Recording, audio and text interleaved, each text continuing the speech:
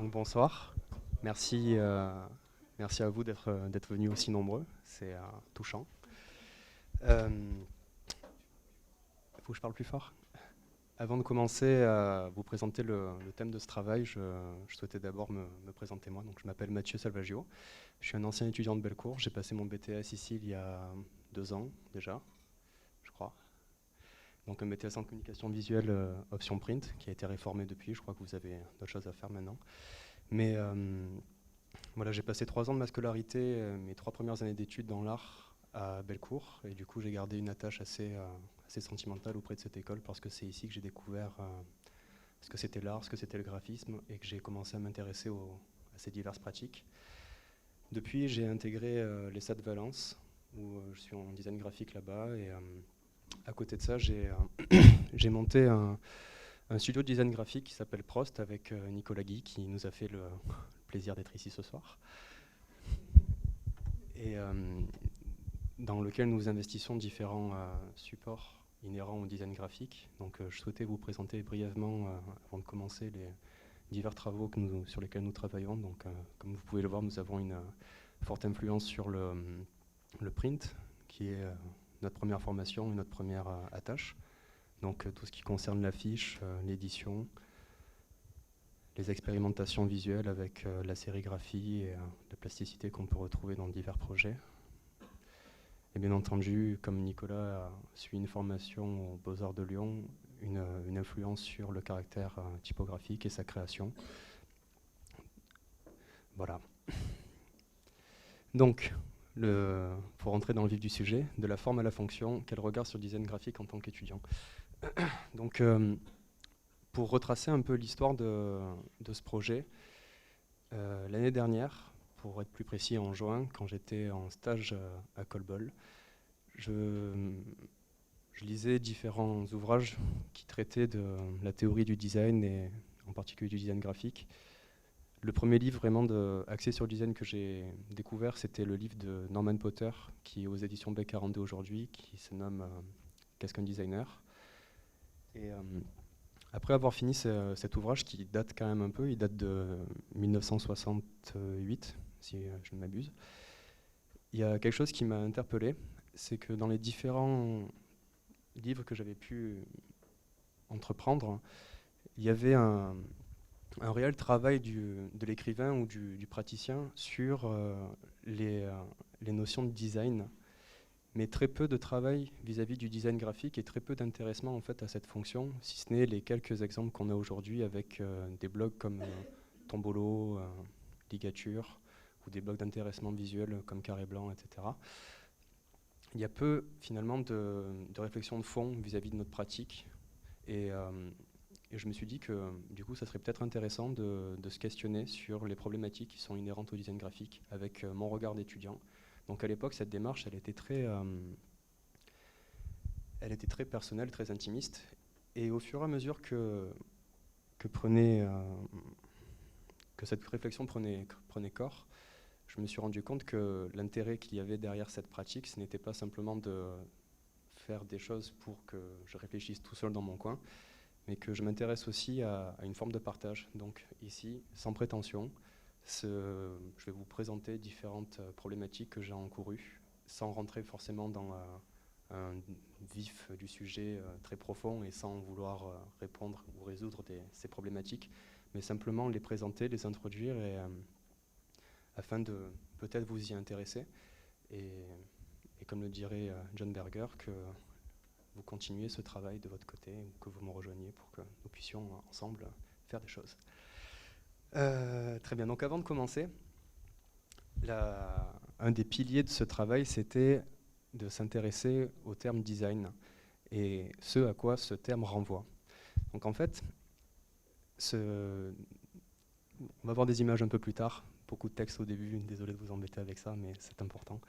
Le terme design, en fait, à la base, ce passage-là, ce chapitre s'appelait le design, un mot barbare, parce que c'est un anglicisme, que c'est un terme qui nous vient d'ailleurs et que nous avons introduit dans la langue française et que nous utilisons tous les jours, mais sans nécessairement le connaître et du coup l'employer à bon escient. Le terme design vient du latin designare, designo, qui signifie, comme vous pouvez le lire ici, délimiter, planifier, projeter avant l'intention de, mais également marqué d'un signe dessiné et indiqué. Ça veut dire qu'à la base, le terme design, lorsqu'on regarde sa racine et son étymologie, il y a à la fois cette notion de conception, de création, de conceptualisation d'une idée, d'un objet, d'un but, mais également la pratique de la création qui est liée à ça. Donc ça veut dire qu'il y a d'une part l'idée et d'une part la conception, donc le fond et la forme. Il y a une dissociation qui est apparue après, donc le design à la base c'était aussi le dessin, D-E-S-E-S-S-E-I-N, pardon, qui est aujourd'hui employé comme le but de, mais qui à la base recoupait ces deux notions de dessin et de dessin. Donc c'est intéressant de se pencher en fait sur la complexité qu'il y a dans ce terme, parce que cela montre que malgré l'évolution qu'il y en a aujourd'hui, qui a peut-être simplifié en le découpant à travers d'autres mots et qui peut-être engage aussi le fait que c'était un terme trop généraliste, c'est intéressant de se pencher lorsqu'on rentre dans un travail de réflexion sur le fond des choses, c'est-à-dire sur ce à quoi elles renvoient et leur essence. Et je pense qu'en tant qu'étudiant, c'est une des pratiques auxquelles nous devons nous adonner, de s'intéresser à ce que sont les choses dans leur essence. Donc, comme on peut le voir dans n'importe quel livre qui retrace un peu l'histoire du design graphique et du design, il y a cet aspect qui est assez amusant. Le terme design, il apparaît récemment, puisqu'il apparaît au XIXe siècle dans le travail d'Henri Cole, mais finalement, la pratique du design, elle existe depuis toujours. Elle existe depuis le moment où l'homme a voulu conditionner son environnement et le mettre, l'appliquer à son bon vouloir. C'est-à-dire lorsque l'homme a voulu mettre en évidence sa pensée, ses envies, ses besoins, ses peurs, et a conditionné son environnement et son espace, il y a déjà eu les apparitions du design dans le sens de l'idée et de la conception. Donc on peut le voir depuis les grottes de Lascaux. Et cela montre qu'il y a une histoire quand même derrière le design qui est beaucoup plus complexe et profonde et ancienne qu'il n'y paraît. Ce n'est pas simplement quelque chose qui apparaît avec la société de consommation et l'industrialisation. Donc pour appuyer aussi cette idée de fond et de forme dans la conception, je voulais vous présenter le travail de Daigo Fukawa, qui est un ancien étudiant de l'université de Tokyo, qui est pour son projet de master, je crois, avait présenté un travail qui s'intitulait Rough Sketch Products, excusez mon anglais, où il avait pris le parti pris de s'intéresser au croquis comme élément fédérateur et comme objet final d'une réalisation. Donc je trouvais ce travail assez intéressant parce que dans le travail de création, nous sommes toujours amenés à utiliser des dizaines et des dizaines de planches et de crayons où nous les gratifions de nos coups de main et des essais qui sont absolument catastrophiques certaines fois. Mais ce qu'il y avait d'intéressant dans ce projet-là, c'est que cette personne a voulu réinterpréter ce que habituellement nous réutilisons pour des projets finaux ou que nous jetons après coup. Et il a voulu placer cet élément qui est éphémère comme un élément final qui prend une position et qui s'inscrit dans un espace. Donc comme vous pouvez le voir, le projet est assez réussi puisqu'il y a cette partie qui est quand même très proche du croquis brouillon, qui finalement arrive quand même à concevoir un objet d'utilisation. Donc il y a quand même là aussi, au-delà de l'aspect intellectuel du projet et de l'idée de concevoir un objet sous cette forme-là, avec des fils de fer, il y a aussi un aspect fonctionnel qui a été mis en avant, et c'est là un vrai travail de designer, puisqu'il y a l'utilisation de l'objet, et ce n'est pas simplement quelque chose qui est là pour, entre guillemets, la décoration, ou pour meubler l'espace, mais qui a son utilité. Et c'est quelque chose qui est à prendre en compte lorsque on fait un travail de designer, je crois. Donc comme je l'ai évoqué, le design, c'est un terme complexe, d'autant plus complexe qu'aujourd'hui nous l'associons en permanence à d'autres termes qui viennent le complexifier d'autant plus, mais qui viennent également le contextualiser. C'est-à-dire que, comme on peut le voir par exemple à l'école d'art de Bellecour, nous avons pas non seulement une seule étude de design, mais nous avons des études de design. Nous avons le design textile, le design produit, le design d'objets, etc. Et donc cela montre bien que ce terme qui est complexe et qui a été généraliste au point où il a eu une dissociation au XVIIIe siècle, comme on l'a vu, il a été nécessaire du coup de recontextualiser ce terme en l'associant à d'autres mots. Cela montre que ce terme est d'une complexité sans fin en fait. Ce que j'ai réalisé au fur et à mesure de mes lectures et de mes travaux, c'est que... Ah, c'est le corner, pardon. Ce que j'ai réalisé donc au fur et à mesure de mes lectures, c'est que à chaque fois que je tombais sur un article ou sur un livre d'une personne qui était un professeur émérite ou peu importe dans le monde du graphisme ou du design ou de l'art, il y avait toujours ce besoin permanent de recontextualiser, de redéfinir le terme design selon une nouvelle appellation. Et en fait, je trouvais ça très curieux puisque à chaque livre qui va parler de théorie et du design, on va tomber sur une nouvelle définition. Et c'est quand même curieux, il y a quelque chose qui est si complexe dans ce terme que n'importe quel auteur, aussi éminent soit-il, a ce besoin de le redéfinir à chaque fois. Et la chose à laquelle ça m'a ouvert, c'est que nous, en tant que futurs créateurs, en tant que futurs acteurs de la scène du design, nous avons aussi le devoir de recréer la définition du design selon notre propre approche et notre propre sensibilité. Donc pour ce qui est du design graphique, puisque c'est la partie la plus dure, le noyau dur de ce projet-là, il y a quelque chose qui m'a interpellé en fait. C'est que donc on a vu que design avait cette particularité de lier à la fois le concept et l'application du concept par la forme et la création, mais le design graphique relie en fait avec l'étymologie ancienne, c'est-à-dire que le graphisme, c'est qui représente par le dessin, qui a rapport à l'écriture, à la manière de représenter le langage par des signes. Donc il y a cette notion où en fait le design graphique est en soi quelque part une sorte de pléonasme, puisque on répète une étymologie qui existait déjà auparavant. Je voulais m'attarder avec vous juste un instant sur ce terme-là qui a rapport à l'écriture. En réalité, c'est de prime abord, on peut croire que le fait qu'on parle d'écriture, ça va renvoyer aux notions d'alphabétisation et d'écrit, de création de caractères, etc. En réalité, c'est beaucoup plus large que ça. Le fait d'utiliser ce terme-là, écriture, ça renvoie aux écritures visuelles. C'est-à-dire que n'importe quel type de création, de formalisation d'une idée par l'image est une écriture, puisque ça rentre dans une démarche de communication, de dialogue entre le créateur, entre l'idée, le créateur, son objet et la personne qui va la voir ou l'utiliser. Donc il y a ce dialogue-là et donc c'est une écriture à cause de cela. Je vous ai mis également quelques définitions que je trouvais intéressantes, notamment celle d'Adrien Vasquez dans TXT. Ainsi, je ne dis pas graphiste ou graphisme, mais designer graphique.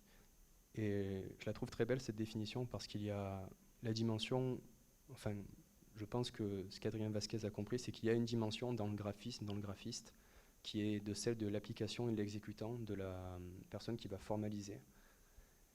Et qu'il y a une notion différente dans l'appellation de designer graphique. Il y a cette idée de créateur, mais au sens de la personne qui va conceptualiser une idée afin de la retranscrire. C'est quelqu'un qui va transcender son interprétation d'une chose pour la retranscrire dans le réel. Et c'est quelque chose que je trouve assez beau dans ce domaine que nous étudions et que nous voulons pratiquer plus tard, c'est que nous sommes des créateurs, mais nous rêvons aussi nos idées puisque nous les conceptualisons. Une des parties les plus importantes du travail de designer, c'est d'arriver à faire la jonction entre le fond et la forme, entre la figure et le signe. Ce qui diffère de la figure et du signe, nous dit John Berger dans Ways of Seeing, que je vous conseille, c'est un très bon livre. La figure pour lui, attendez, je retrouve mes notes, voilà.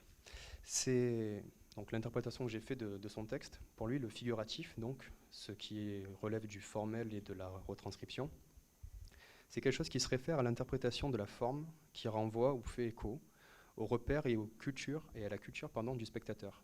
C'est-à-dire que cela fait référence à la sensibilité de l'individu. Par exemple, lorsque je vous montre ce signe de croix, nous sommes tous, ayant tous reçu une éducation occidentale, nous sommes habitués à concevoir cet objet comme une croix.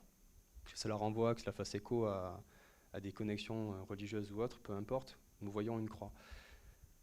Ce qui est intéressant, c'est qu'on sait aujourd'hui que des personnes qui sont par exemple dans des tribus amazoniennes ou peu importe, lorsqu'on leur présente un objet tel que celui-ci, il ne fait pas écho, c'est-à-dire qu'ils ne vont pas voir une croix comme nous l'entendons aujourd'hui, mais ils vont voir quelque chose qui va faire écho à leur propre conception du monde, c'est-à-dire qu'ils vont voir une flèche ou simplement deux bouts de bois amorcés l'un avec l'autre. Donc il y a vraiment une différence entre la figure et le signe. La figure, c'est quelque chose qui fait écho à l'individu. Le signe, c'est quelque chose qui fait écho à la masse, c'est-à-dire que le signifiant, c'est quelque chose qui renvoie à la culture du signe comme élément fédérateur. Donc, lorsque je parle de ça, je fais bien entendu référence à des travaux comme les travaux signalétiques qu'on peut retrouver dans le code de la route ou dans les chartes graphiques d'aéroports ou même ce qu'on a l'habitude d'appeler le monsieur toilette. Mais ces choses-là font référence à une culture de masse qui transcende un organisme figuratif en un élément fédérateur qui fait écho à des notions.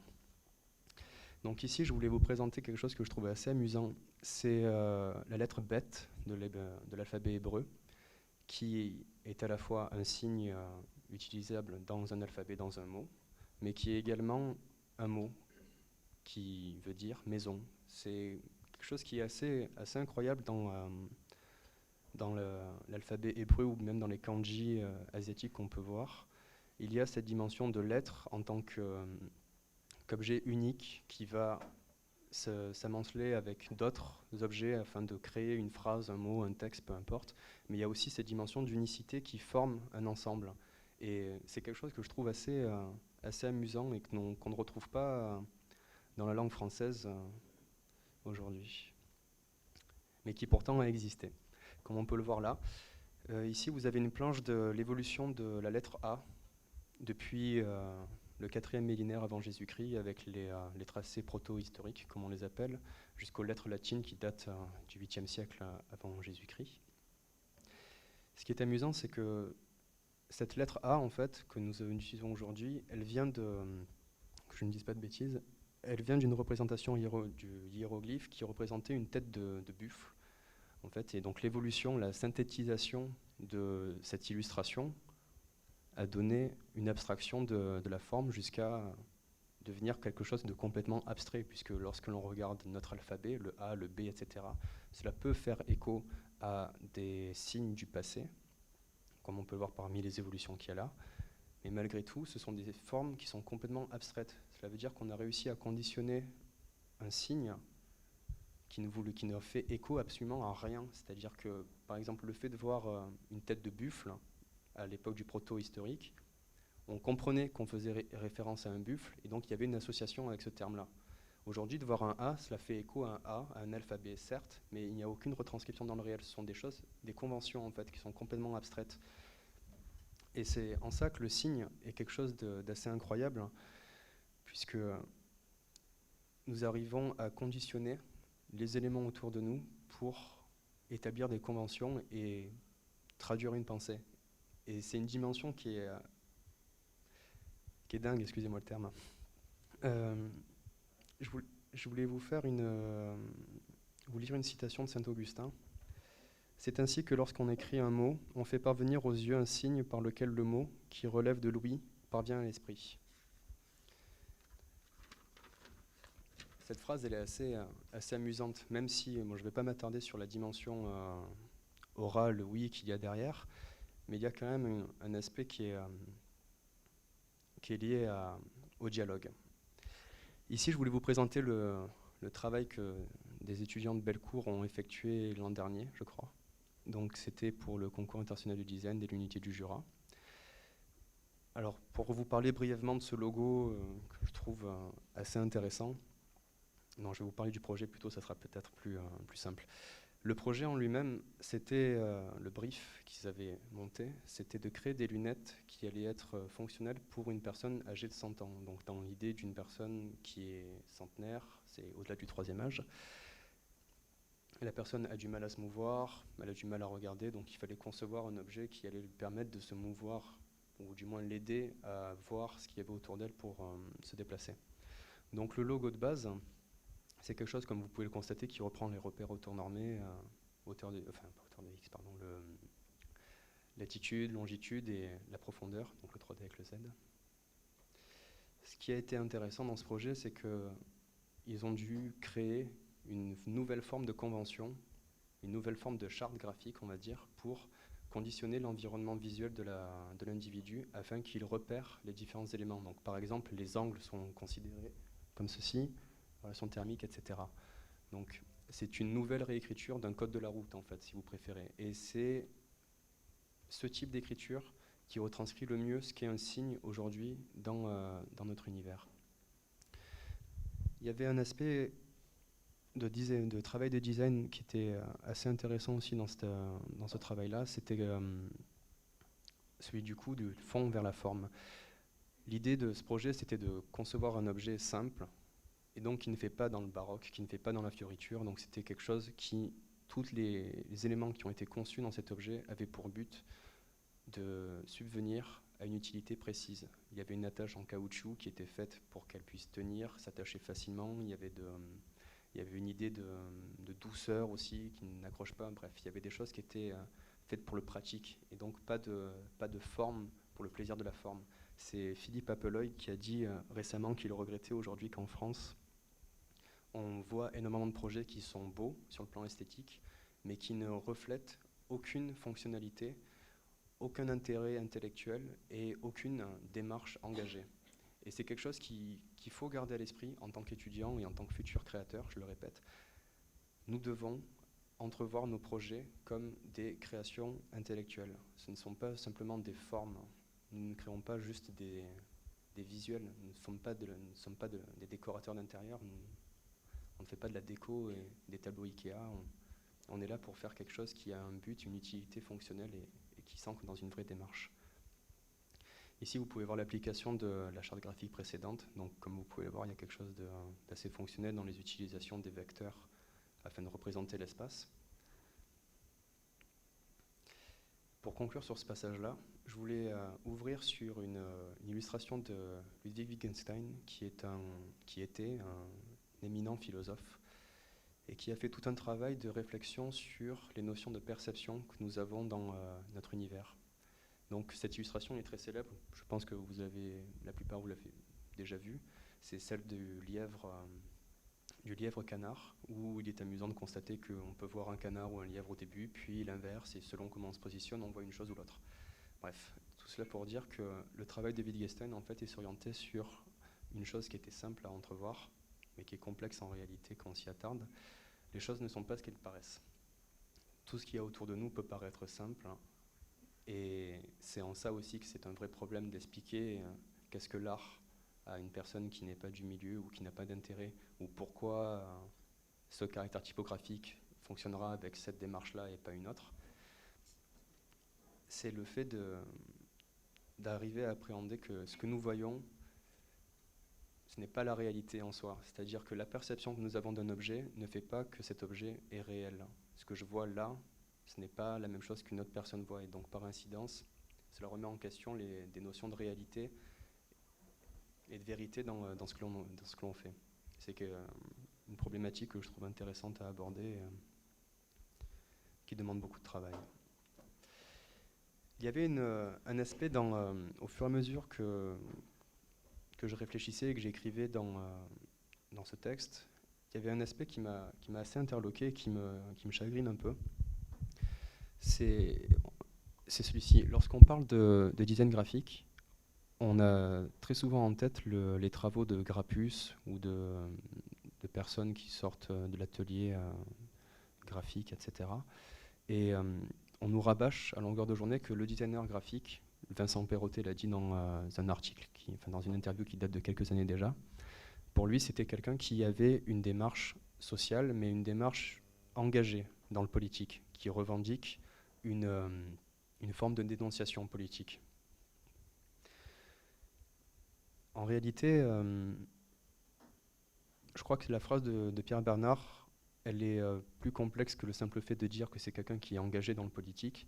avec la conviction que le graphisme a une fonction culturelle d'utilité publique. Pour moi, cette phrase, ce que ça veut dire, c'est que le graphiste, le designer, n'est pas nécessairement quelqu'un qui va avoir un avis politique ou qui va vouloir dénoncer quelque chose, une inégalité sociale ou un problème culturel, mais c'est quelqu'un qui rentre automatiquement dans une démarche de dialogue, puisqu'il vit par et pour les autres, puisque sa création n'a pas pour but d'être recueillie dans le sein de son grenier pour son propre plaisir, mais elle a pour but d'être diffusée et face au regard de l'autre. Donc il y a automatiquement cette démarche-là dans le travail du designer. C'est celle de la communication, c'est celle de la communion avec l'autre. Et en ça, lorsqu'on entreprend un travail de design, on est obligatoirement quelqu'un d'engagé, on est toujours dans une démarche sociale, puisqu'on est toujours en dialogue avec l'autre. À moins que vous fassiez vos projets pour vous-même, c'est une autre question, pourquoi pas, mais le travail de designer qui se tend vers une communication visuelle se veut être d'une démarche sociale. Un autre aspect que je trouve assez intéressant aussi, et sur lequel j'ai eu l'occasion de batailler plusieurs fois lorsque j'étais étudiant à Bellecour, c'est les différences qui peuvent exister entre le travail de commande, donc entre guillemets le travail publicitaire qu'on peut retrouver, par exemple des pubs de Bic, pourquoi pas, et la différence qu'il y a entre une œuvre artistique ou le graphisme culturel, comme on peut le retrouver dans différents événements qui sont en France. Lorsqu'on se positionne sur les idées de commande et d'utilité face à un client, finalement, où est la démarcation entre un travail publicitaire et un travail artistique? La différence, je pense qu'elle est assez complexe. Il y a des différences. Différents auteurs nous en parlent.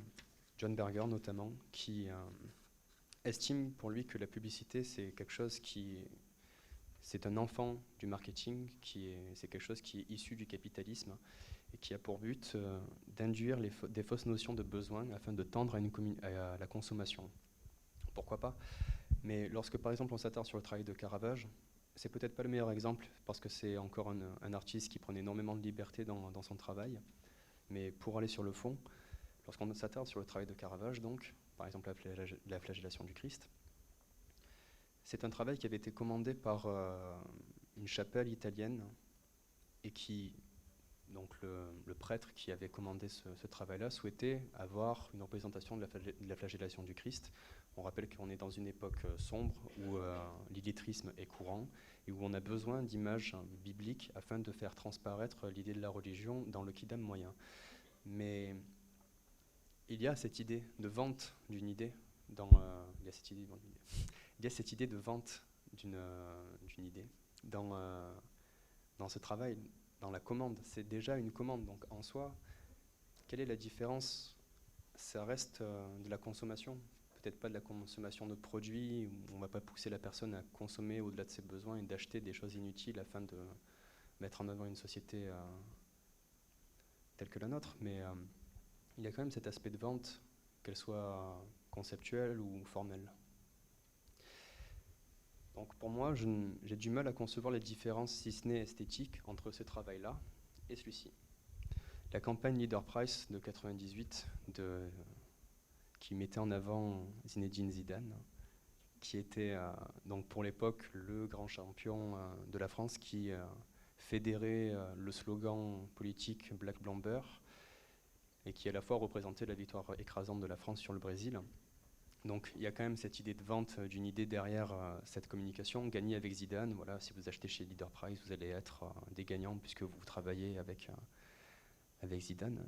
Donc pour moi, finalement, j'ai du mal à concevoir les différences de fond qu'il y a entre ces deux types de travaux. Je sais qu'il y en a, mais lorsqu'on s'attarde au fond des choses, j'ai du mal à les apercevoir. Il y a une chose que je souhaitais présenter dans cette courte conférence, c'est un aspect qui est important, je pense, encore une fois, dans le travail de design et de communication visuelle, c'est celui de la recherche de la forme épurée, c'est-à-dire d'une recherche synthétique, d'une formalisation. Lorsqu'on a une idée et que cette idée est claire, elle est censée être simple à appréhender pour nous, elle ne l'est pas forcément à appréhender pour les autres, et c'est pour ça que c'est à nous de trouver un procédé, une formalisation simple de réalisation et d'aspect afin qu'elle soit rapidement comprise par l'autre. Lorsqu'on sait qu'il y a 9 manières différentes de ne pas se comprendre lorsque l'on parle avec quelqu'un, imaginons à quel point c'est compliqué lorsque l'on rentre dans une démarche de création visuelle, où on va faire obligatoirement écho à des notions culturelles et intimistes qui changent d'une personne à l'autre. Donc ce qui va ressembler à un ballon pour moi ne l'est pas pour l'autre, comme on a pu voir aussi avec la perception chez Wittgenstein. Donc j'ai souhaité vous présenter le Festival international de Bergen, qui est un festival qui se base en Norvège, qui recoupe différentes formes d'art, de l'art visuel, du théâtre, de la danse, etc. Mais je ne vais pas trop vous la présenter, puisque je souhaitais vous montrer le travail d'Anti-Design, qui est le studio de création qui s'est occupé de leur communication, et qui a fait une vidéo d'introduction qui est très pertinente, et donc à laquelle je vous invite maintenant. Redesigning a festival brand, whose program ranges from the classical to the avant-garde, it was important to create a playful, versatile platform that spoke to different audiences in a unified voice, yet allowed for individuality in content and appearance.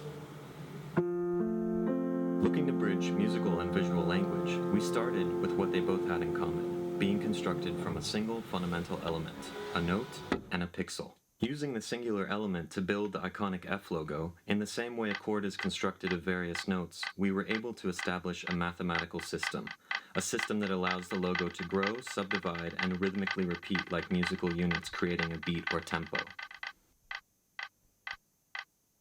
In the graphic, you can mirror what music is. That's fantastic. If you go beyond the surface, you find a whole world of complexity.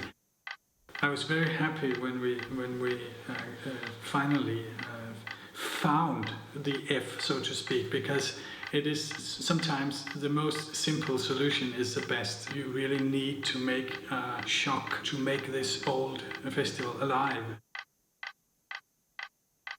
Without knowing it, they are playing with our logo. And then maybe upload it and share it with friends, and then you suddenly have a community working with our graphic identity in a musical way, which is what a festival director dream of, you see. From now on, it's really interesting, because now you can, the audience, the city knows about this. They know that, oh, this is the identity of the festival. But if you go deeper into it, it has a world of possibilities.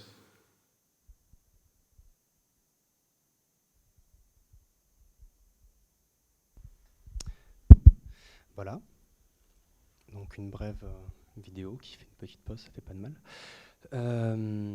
Comme vous avez pu le voir, le fait d'avoir utilisé une identité qui était somme toute simple d'approche, le logo que vous voyez ici, qui reprenait donc l'idée du pixel et de la note de piano, d'avoir réussi à formaliser, à synthétiser l'idée qu'ils avaient de manière aussi simple, ça leur a permis de mettre en place des complexifications qui sont quasiment infinies. Vous avez pu le voir avec la multiplication du logo sur une espèce de schéma mathématique qui va donner après des visuels, des t-shirts, peu importe. Mais il y a aussi une application de cette note-là dans une identité, comme on peut le voir avec les affiches également, ou avec les applications sur les voitures, etc. Donc la nécessité de concevoir quelque chose de simple comme élément fondateur d'une création, cela va permettre d'élever, entre guillemets, sans vouloir faire une métaphore un peu bizarre, d'élever la bâtisse de l'identité jusqu'à créer quelque chose qui va fédérer l'idée. C'est en ça que le travail synthétique dans le design est la partie la plus importante, je pense, dans notre travail. Et on peut le voir aussi, par exemple, lorsqu'on regarde les créations qu'on retrouve dans l'univers suisse actuellement, ou bien le style international, le constructivisme, le futurisme, etc. Il y a une volonté qui est quand même assez synthétique derrière l'utilisation de vecteurs, d'images ou de caractères typographiques. Avant de passer à la partie des questions, si vous en avez, j'espère, je vous souhaitais vous laisser sur quelques quelques citations sur lesquelles je suis tombé au fur et à mesure de ce travail-là et qui ont appelé à certains questionnements ou à certains amusements. Une citation de Robert L. Peters, qui est un conférencier canadien, c'est un designer graphique. Le design crée la culture crée les valeurs déterminent le futur. Cette phrase, elle explique bien le fait que, même à notre échelle, en tant qu'étudiant, nous allons plus tard concevoir des artefacts de communication qui vont se mettre en place dans un univers visuel, pourquoi pas dans un espace visuel. Et cet espace-là va conditionner les personnes qui vont le voir et va les éduquer, entre guillemets. Et par incidence, cette culture-là va déterminer les valeurs futures des personnes. Si vous êtes habitué à grandir dans un univers qui est absent d'image, vous n'aurez pas de culture vis-à-vis de l'image et vous ne pourrez pas forcément avoir de ressenti vis-à-vis d'elle. Et cela renvoie à des choses complexes chez l'individu, de ne pas grandir dans un univers riche d'images. Une très belle phrase de Gilles Ruffino et Danny Clantonois. Les designers se font auteurs. Donc c'est quelque chose qui, je pense, fait écho à une partie que j'ai évoquée plus tôt sur les notions de création et de conception qu'il y a dans le design. En tant que designer, nous ne sommes pas juste des personnes qui formalisent une idée, nous sommes aussi les auteurs de ces idées puisque nous créons les concepts.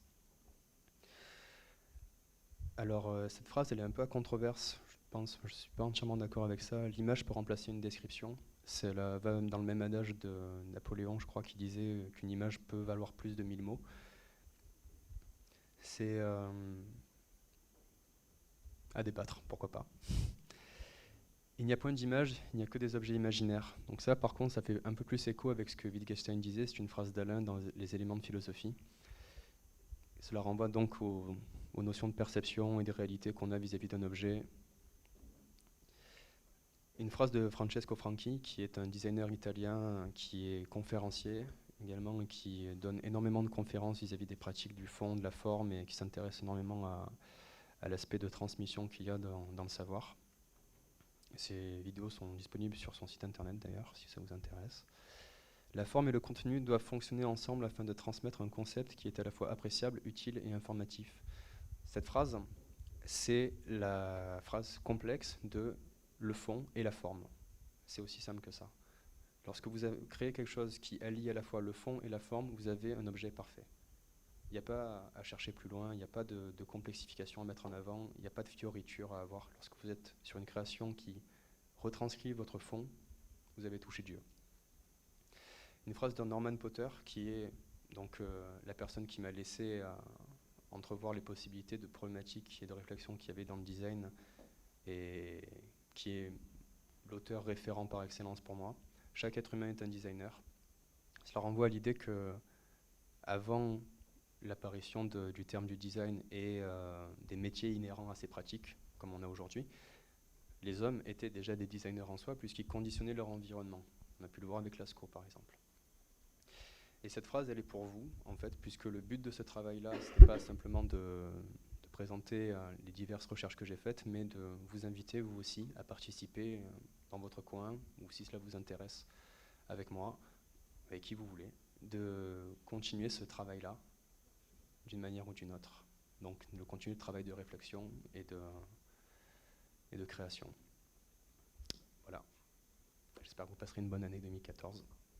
Merci.